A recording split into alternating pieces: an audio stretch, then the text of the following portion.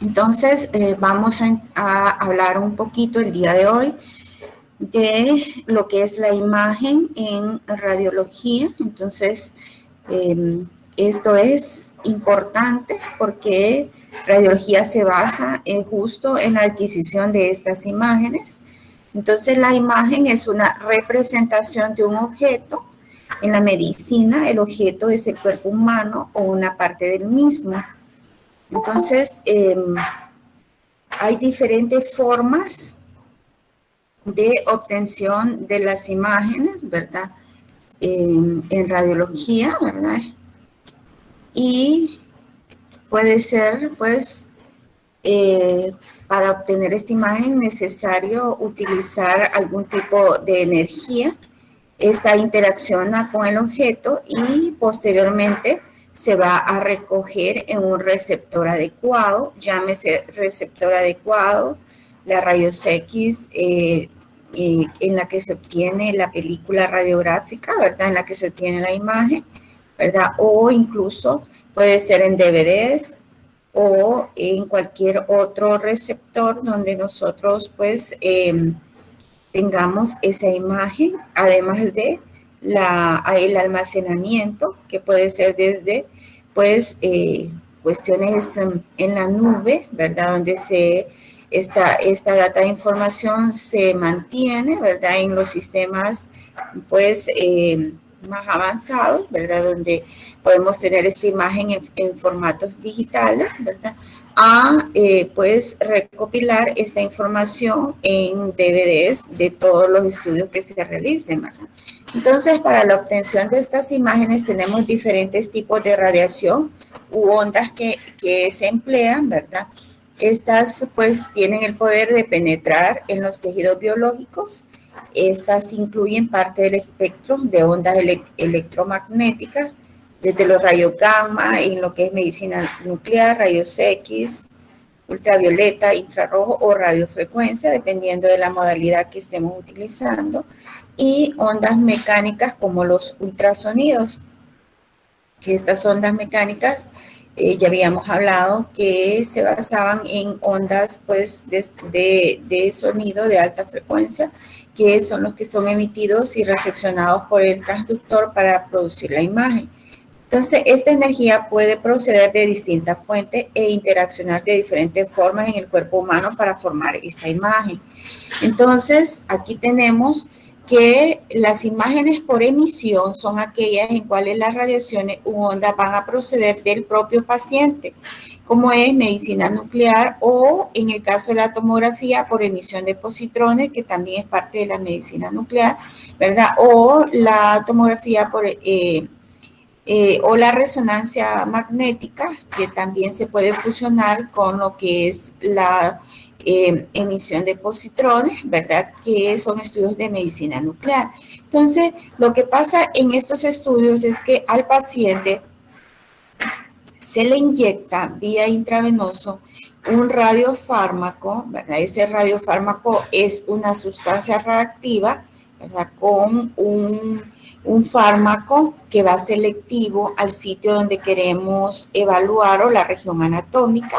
En este caso, tenemos que el paciente, cuando le introducimos vía intravenosa la sustancia reactiva, emite, ¿verdad? Esos positrones que son captados por un detector que está en la máquina, ¿verdad?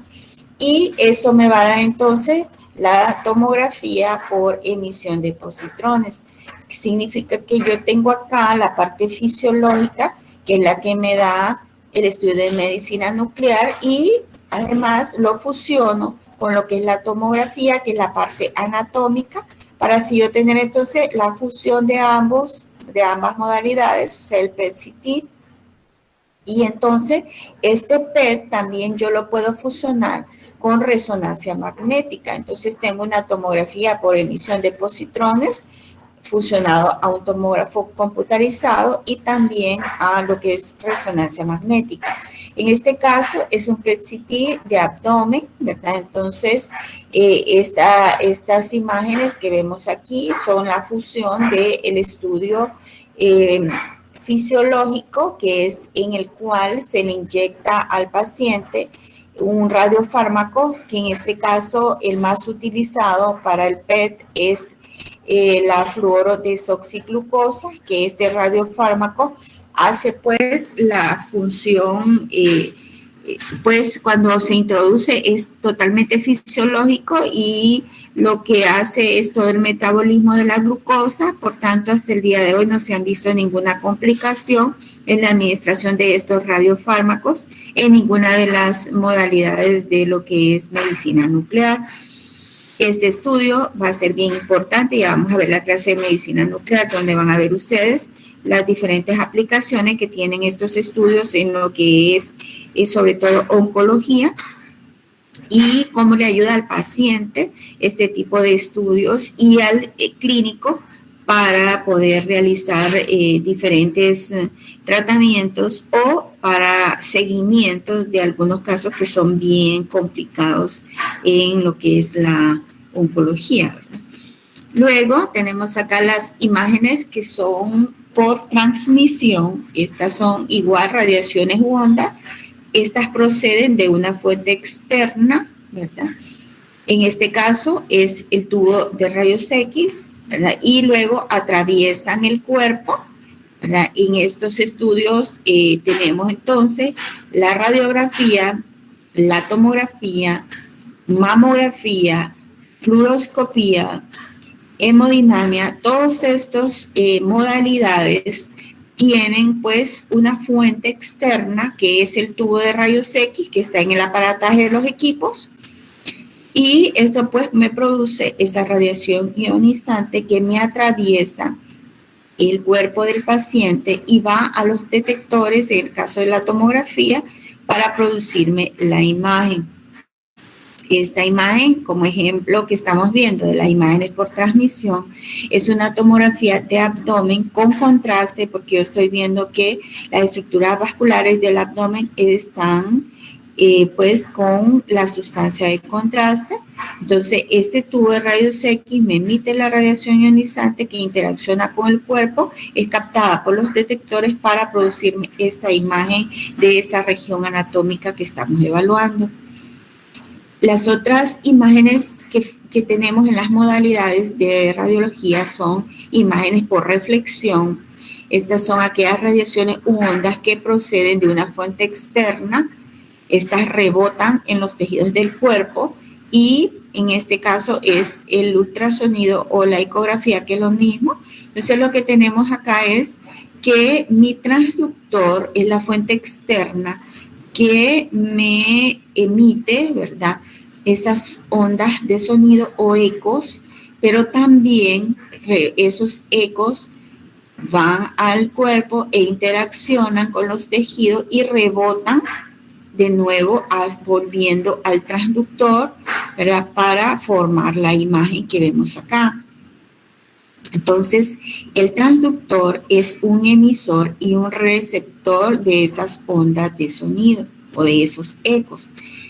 Este que vemos acá es un ultrasonido enfocado a nivel del hígado. Estamos viendo esta lesión hipoecogénica, se dice cuando está negrito, como lo vemos acá. Los márgenes son bien circunscritos, ¿verdad? Y es una lesión que, por la imagen que estamos observando, está en los segmentos superiores de lo que es el hígado. Entonces, existen una serie de parámetros objetivos que nos van a condicionar lo que es la claridad o nitidez de la imagen.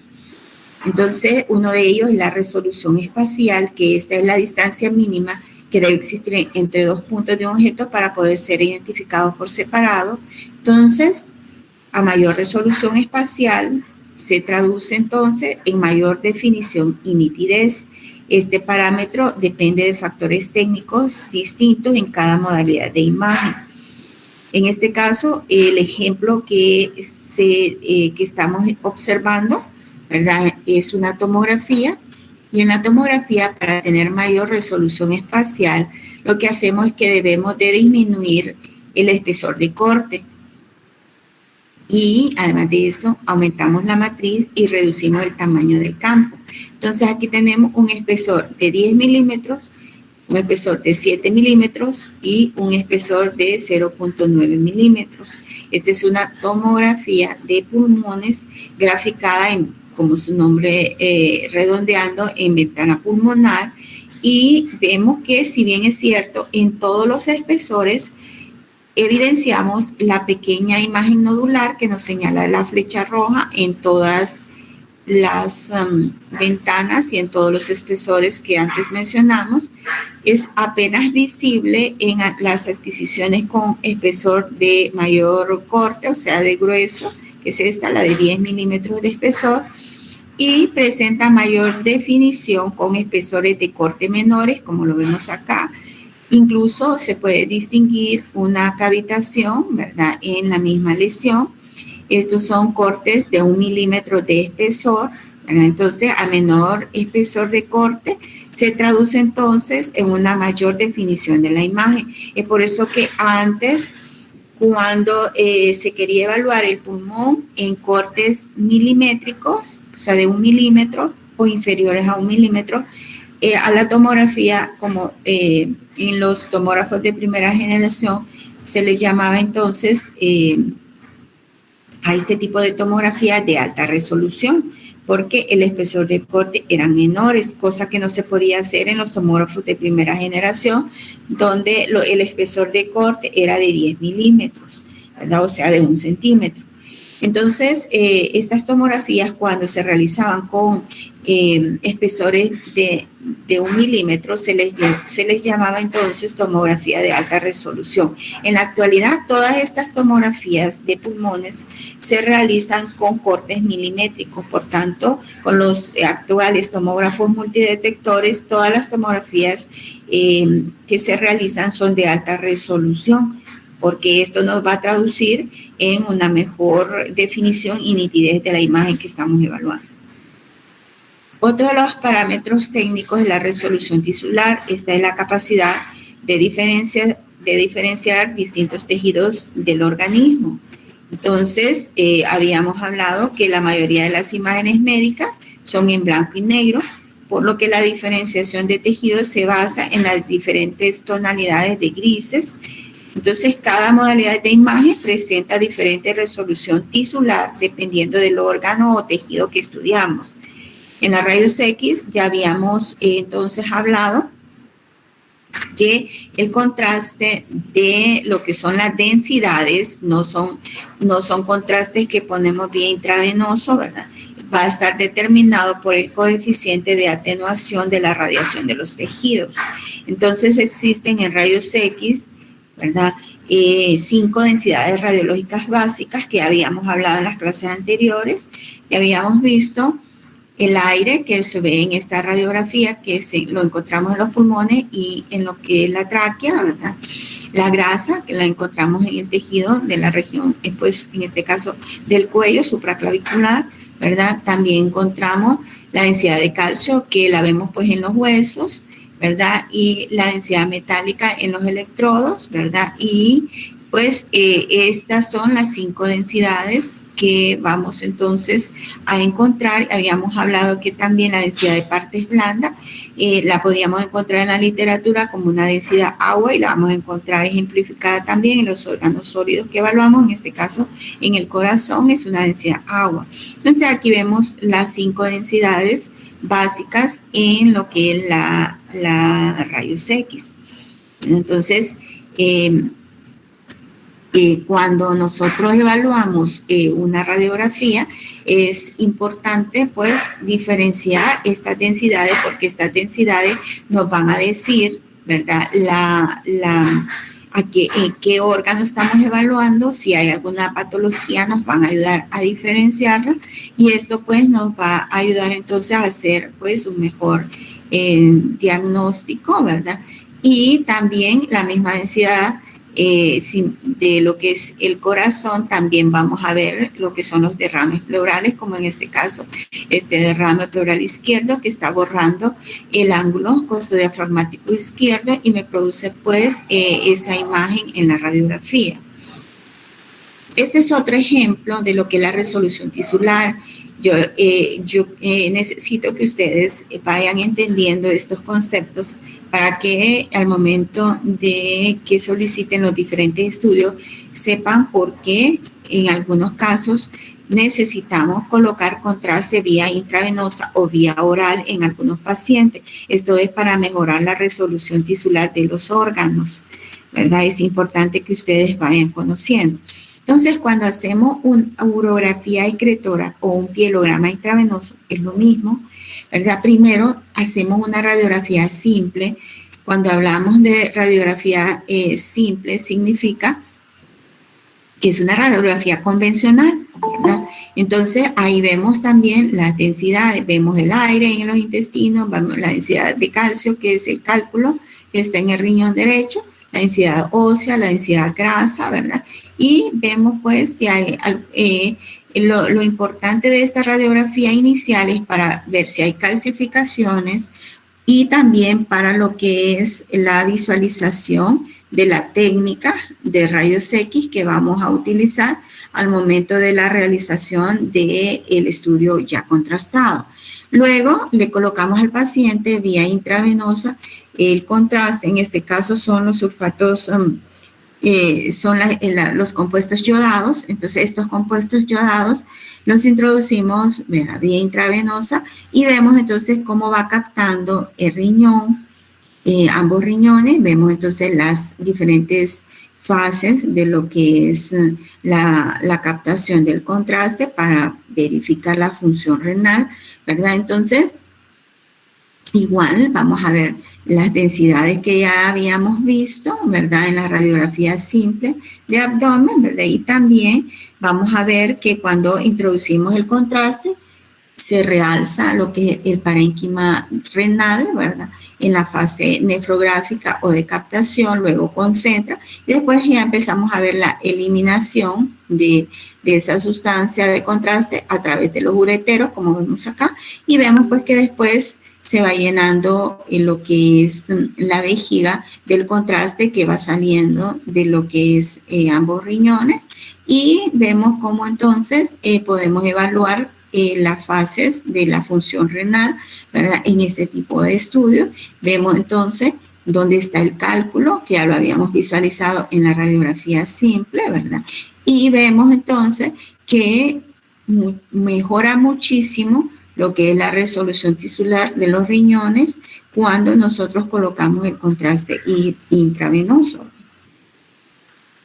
Este es bien importante porque en la práctica médica tenemos muchas solicitudes de tomografías de abdomen que nos la solicitan sin contraste. Entonces es importante que ustedes vean este ejemplo para que puedan irse haciendo la idea de que las tomografías sin contraste de abdomen es difícil poder dar diagnóstico, generalmente no las realizamos. ¿Por qué no le vamos a poder dar diagnósticos finos? Es poco lo que vamos a poder ver porque no hay una buena resolución tisular.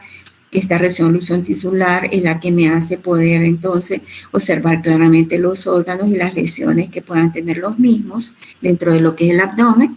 Y miren, aquí vemos una tomografía simple, ¿verdad? Donde vemos pues las densidades que ya conocemos. Vemos la densidad agua, ¿verdad? Tanto en el interior de la vesícula biliar como lo que es en el intestino. La densidad aire también en algún intestino que tiene aire. La densidad ósea, ¿verdad? La densidad de partes blandas, que corresponde en este caso a lo que son el hígado, riñones o los músculos. La densidad grasa, que es la grasa que puede estar en el compartimiento retroperitoneal, ¿verdad? Y, ¿verdad? Se miran las densidades, pero cuando ya queremos nosotros saber, por ejemplo, dónde está esta flecha roja, si esto es intestino o es una lesión que depende del riñón o que depende del hígado, no lo podemos diferenciar. No podríamos decir si esto es una lesión hepática, renal o si es intestino que está por ahí. pero al colocarle el contraste intravenoso, vemos la adecuada resolución de ese contraste en el hígado, la vesícula biliar, y vemos pues esta lesión que meramente depende de lo que es el riñón derecho, ¿verdad? Y vemos entonces que es una lesión renal que se caracteriza por presentar grasa, que es esto que vemos acá, y un tejido sólido que realza en forma intensa en el centro, que es este, ¿verdad? Y esta imagen vista por tomografía con contraste endovenoso, pues corresponde a un angiomiolipoma. ¿Verdad? Entonces, este es un diagnóstico tomográfico, ¿verdad? Estas son las características tomográficas que va a tener esta lesión renal. Luego, entonces, por este caso, ¿verdad? Así pasa en las tomografías, ¿verdad? ¿Qué necesitamos entonces? Que sean con contraste intravenoso. Cuando son pacientes oncológicos, siempre en su protocolo de realización de las tomografías, en la mayoría de los casos le colocamos, además de contraste endovenoso, el contraste vía oral. Esto es para diferenciar el intestino y que no se nos vaya a confundir con alguna patología cuando es solo el intestino. Entonces lo pacificamos, una, para verificar la integridad del intestino o si no hay ninguna lesión en la pared, ¿verdad? Y también para poder entonces diferenciarlo de otras patologías diferentes al intestino. Luego, es importante recalcar que para lo que es los protocolos de tomografía, dependiendo del diagnóstico que ustedes quieran descartar, así van a ser los diferentes protocolos. ¿Qué quiere decir? Que si ustedes sospechan una pancreatitis, entonces vamos a hacer un protocolo para páncreas, ¿verdad? Para poderles ayudar y así poder entonces confirmarle o descartarle el diagnóstico que ustedes están sospechando después que hicieron pues una adecuada marcha diagnóstica y están orientados en el diagnóstico que quieren que nosotros les descartemos o les confirmemos. Luego, la ecografía presenta muy buena resolución tisular de los órganos sólidos y partes blandas sin la necesidad de usar ningún contraste. Es por eso que en la ecografía, ¿verdad? Con solo la realización de la misma vamos a tener entonces una adecuada resolución tisular. Esta es una ecografía enfocada a nivel del hígado, ¿verdad? Estamos viendo entonces esta imagen hipoecoica que tiene un refuerzo acústico posterior, que es esta sombra blanca.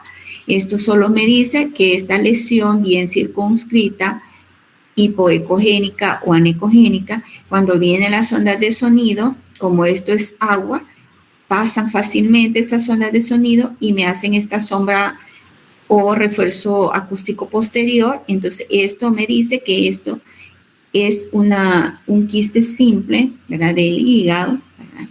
Que se ve de esta forma. En las mismas características van a tener los quistes en lo que es la mama, o en el riñón si es que viésemos un quiste, ¿verdad?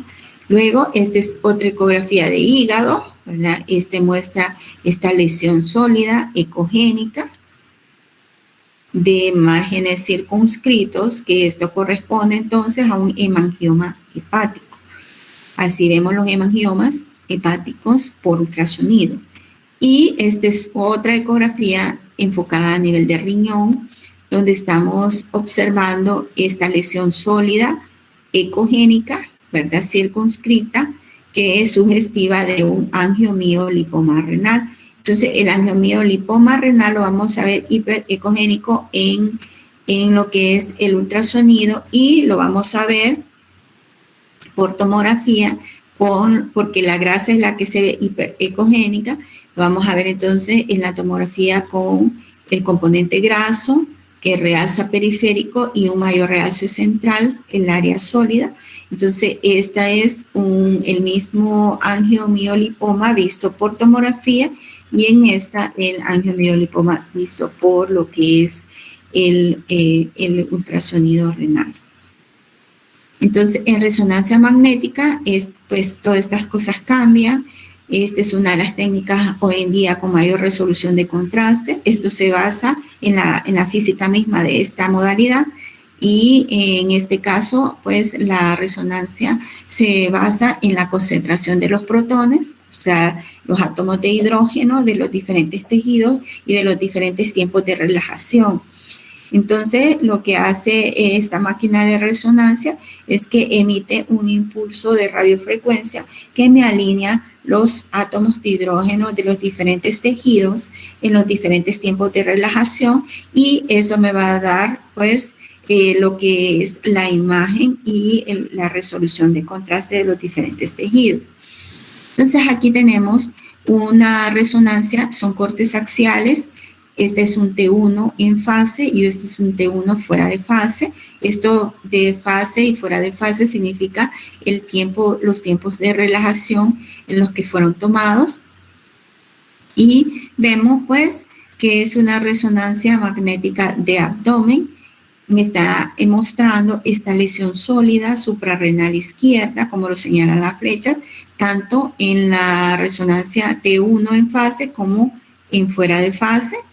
Y pues vemos que se caracteriza por presentar una marcada caída de la señal, o sea, hipointensa en la secuencia fuera de fase. Entonces, cuando se ven negritas en resonancia magnética, nosotros las describimos como hipointensas. Cuando se ven claritas, es hiperintensas. Y cuando se ven del mismo, de la misma densidad, podríamos decir, de los tejidos adyacentes, entonces es isointensa, ¿verdad? Así llamamos a las lesiones en resonancia magnética. Y esta es entonces una lesión con una marcada caída de la señal, o sea, hipointensa, en lo que es la secuencia de T1 fuera de fase y en lo que es la glándula suprarrenal. Y esta característica la presentan los tejidos que contienen cierto contenido de grasa en su interior, como ser el adenoma, que es rico en lípidos, y este diagnóstico no requiere entonces la inyección de contraste para realizar dicha caracterización tisular. Significa que yo con estas dos fases puedo decir a ciencia cierta el diagnóstico por resonancia magnética sin necesidad de lo que es el contraste. Habíamos hablado en la clase anterior que el contraste que utilizamos en la resonancia magnética es el cadolíneo, ¿verdad? Otro de los términos es la resolución temporal. Aquí vemos ejemplos tanto de una tomografía helicoidal como multicorte. Entonces, estas son las diferencias entre las mismas. Esta es la misma ventana en ambas tomografías. Y vemos que en el tomógrafo helicoidal, este tórax lo adquirimos aproximadamente entre 15 a 20 segundos, con cortes de 7 milímetros de espesor. En este tomógrafo, que es un tomógrafo de 64 detectores, entonces en este adquirimos el tórax de 6 a 7 segundos y con cortes menores de un milímetro de espesor. Entonces vemos la supremacía de lo que es los tomógrafos multidetectores con respecto a los tomógrafos helicoidales de primera generación, ¿verdad? Que nos tardábamos mucho más en la adquisición de la imagen que en un tomógrafo multicorte. Entonces, el tomógrafo multidetector, que es este, presenta mayor resolución temporal, permitiendo entonces adquirir imágenes de espesores menores de 1 milímetro o milimétricos, y vemos que en ambas tomografías, ¿verdad?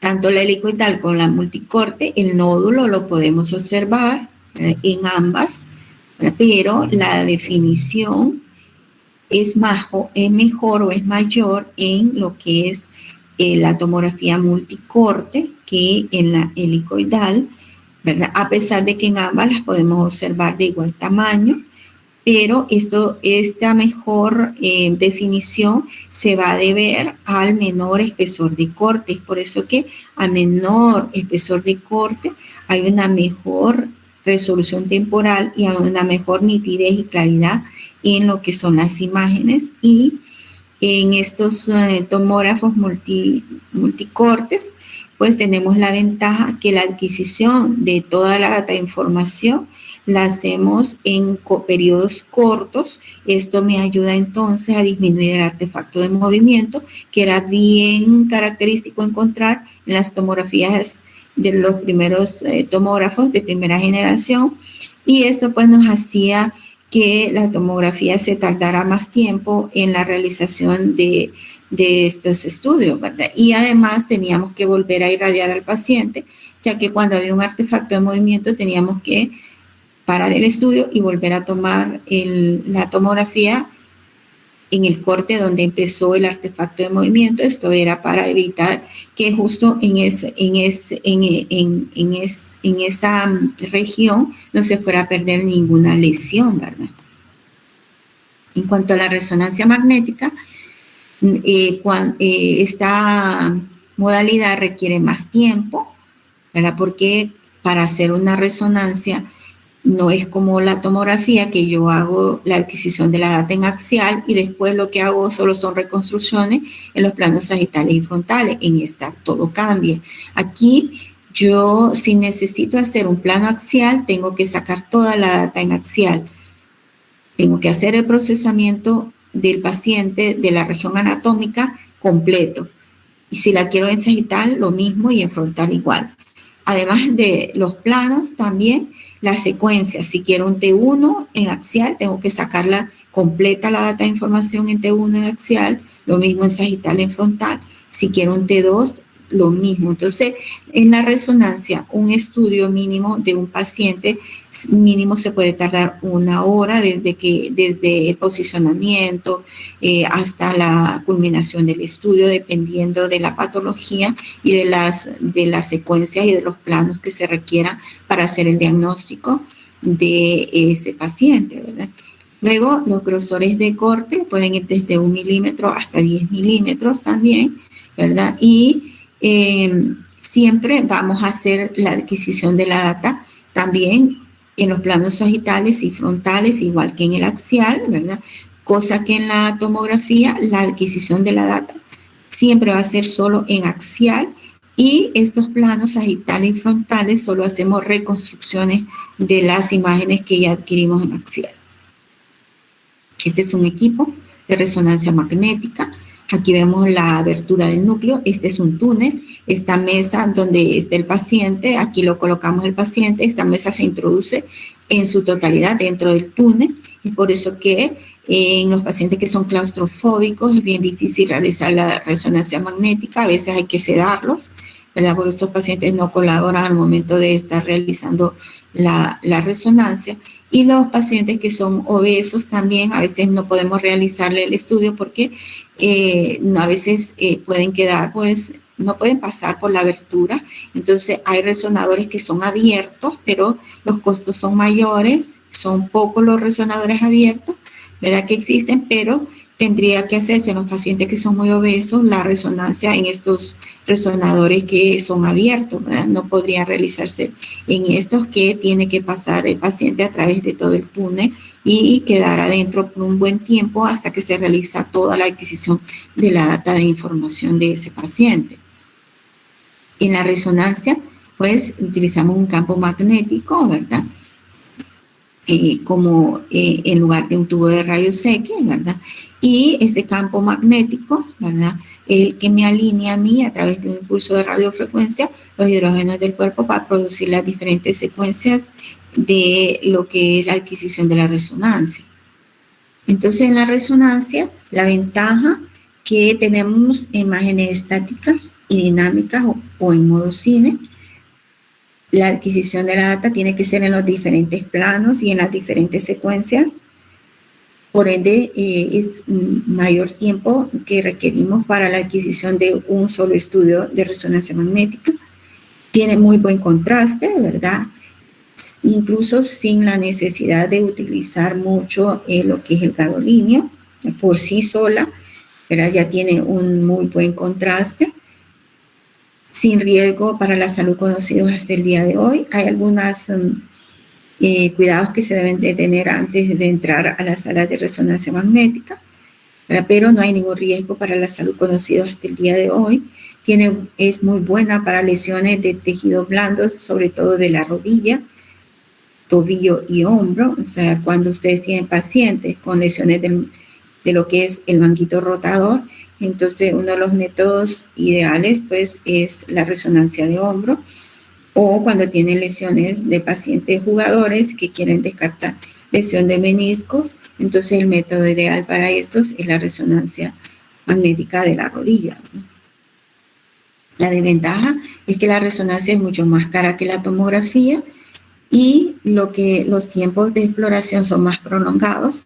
Esto pues nos puede provocar claustrofobia en los pacientes que no lo son y mucho más en los que lo son realmente, y también artefactos de movimiento, ¿verdad? Porque a veces en hacer esta adquisición de la data nos vamos a tardar bastante tiempo.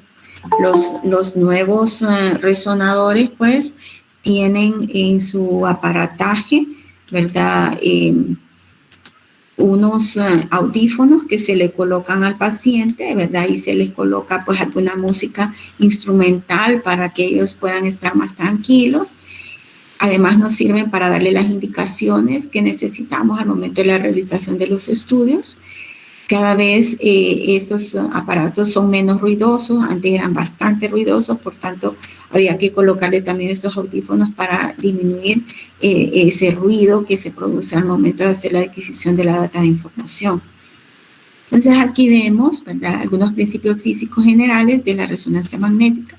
Tenemos un radiotransmisor de onda, ¿verdad?, que esto emite la frecuencia o la radiofrecuencia. Estas radiofrecuencias van a unas antenas que se colocan en el paciente, ¿verdad?, que son unas antenas que las colocamos sobre la región anatómica que queremos evaluar. Pero entonces, estos son los receptores de esas ondas de radiofrecuencia, y estos receptores son los que me alinean los protones de los átomos de hidrógeno y me dan pues las diferentes secuencias de la resonancia magnética para producir la imagen que yo requiero. Entonces, básicamente, esta es la física de la resonancia.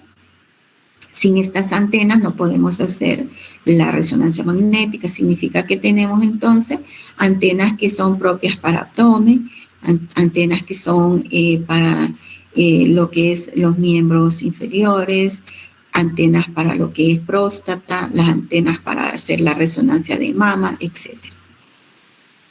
Entonces aquí tenemos unas imágenes de resonancia magnética, ¿verdad? Entonces aquí estamos evaluando un corte, ¿verdad?, axial de lo que es el polígono de Willis, ¿verdad? Aquí estamos viendo todo lo que es el polígono, es un estudio totalmente normal.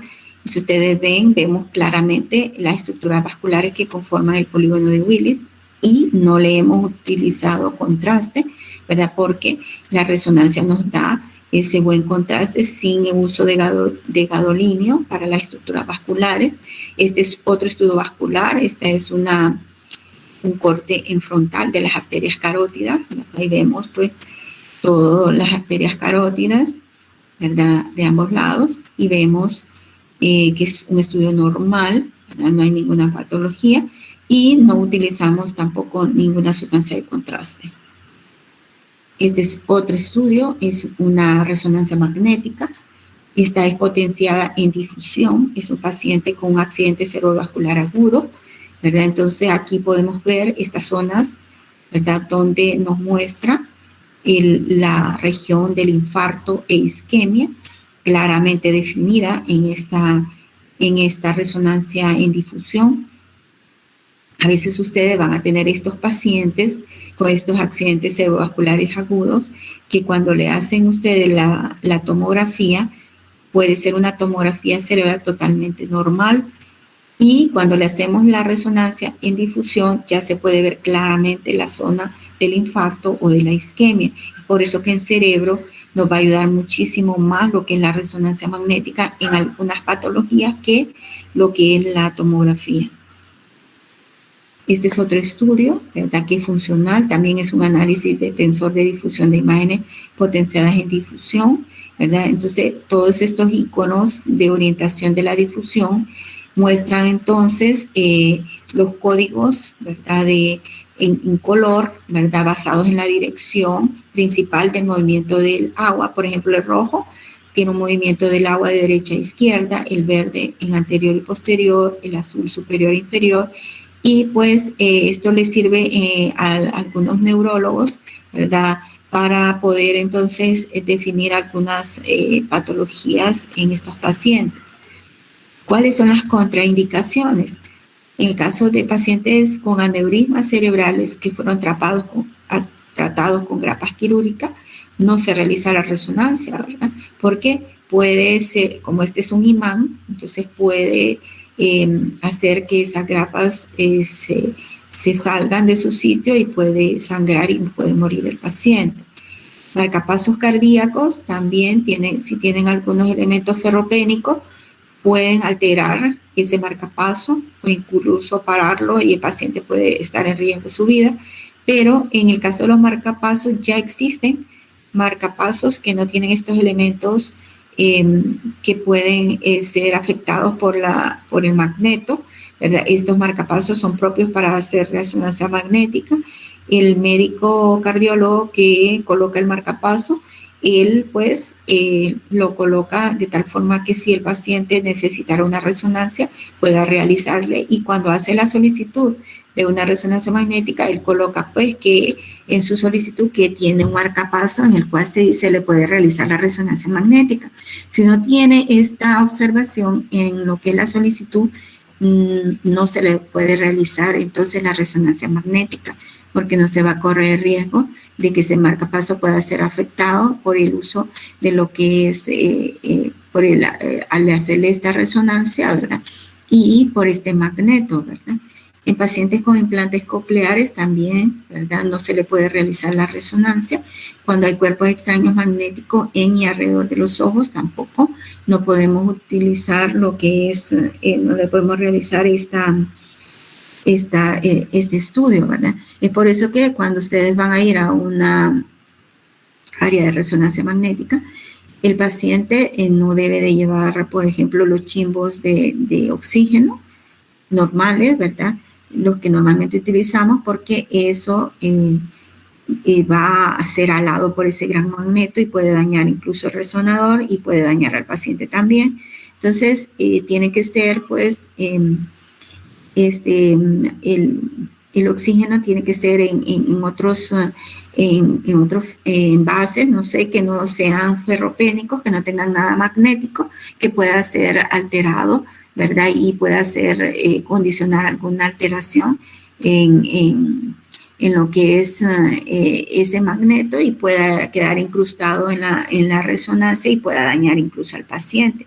Sillas tampoco, ¿verdad? No se pueden colocar dentro del magneto, ¿verdad? Porque por lo mismo, ¿verdad? Y igual cuando se va a entrar, tanto el personal médico como los pacientes no deben de llevar relojes porque se dañan, los celulares también, las damas, pues los aretes, todo eso tiene que quitárselo. Si hay ganchitos que tengan algo magnético, tampoco no deben de utilizarse, ¿verdad? En estas zonas. En cuanto a la ecografía, las ventajas es que podemos hacer imágenes en varios planos, incluso oblicuos. La seguridad pues, es uno de los métodos o de las modalidades más seguras en lo que es radiología, porque hasta el día de hoy no se ha visto ningún riesgo biológico conocido.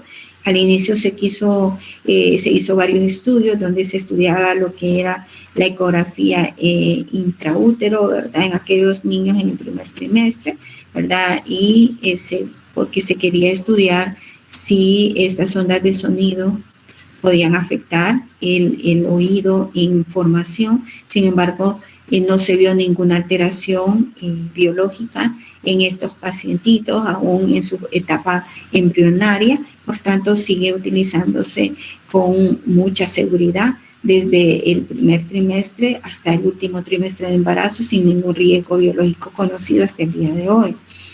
También es indolora, no invasiva, es más barata que la tomografía y la resonancia magnética. El costo del equipo es más bajo, por tanto los costos para la realización de la misma son más bajos. Tiene la posibilidad de realizar imágenes en directo o en modo cine, ¿verdad? Igual que las otras modalidades.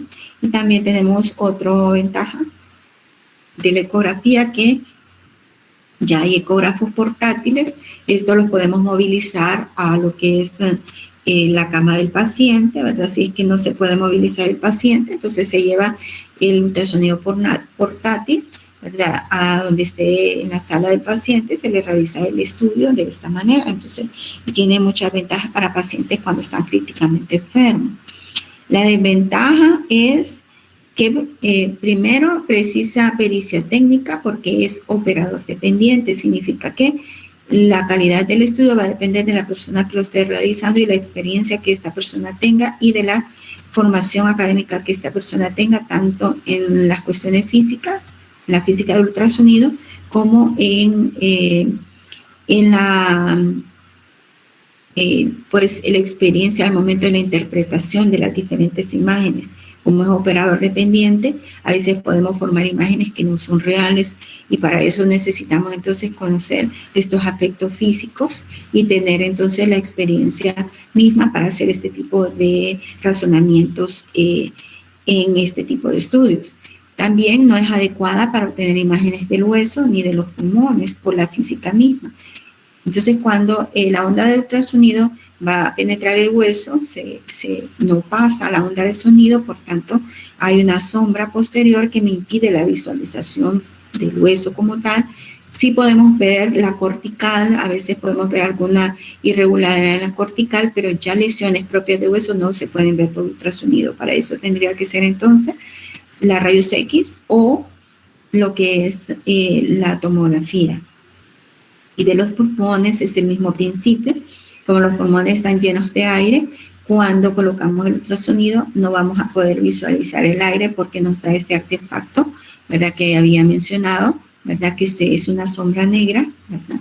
Entonces no me permite la visualización de los mismos. Sin embargo, cuando tenemos patologías pulmonares asociadas como derrame pleural, ahí sí vamos a poder visualizar en los pulmones el líquido, lo vamos a poder cuantificar y vamos a poder ver si ese líquido o derrame pleural está tabicado. Ahí sí vamos a poder hacer entonces los ultrasonidos en los pulmones. O cuando tengamos un paciente que además del líquido o de derrame pleural tenga una masa, entonces como hay líquido, eso me va a dar una ventana para que yo pueda visualizar si hay una masa dentro de lo que es el pulmón. Y en algunas ocasiones también cuando hay un poco de líquido y me da esa ventana, yo puedo visualizar algunas neumonías en algunos pacientes, sobre todo en basales, que son las que se van a poder visualizar un poco más en los pulmones. Pero de lo contrario, si es un pulmón que está totalmente sano, no voy a poder utilizar lo que es el ultrasonido como técnica de abordaje. Entonces, no sé si tienen alguna pregunta, jóvenes, hasta acá.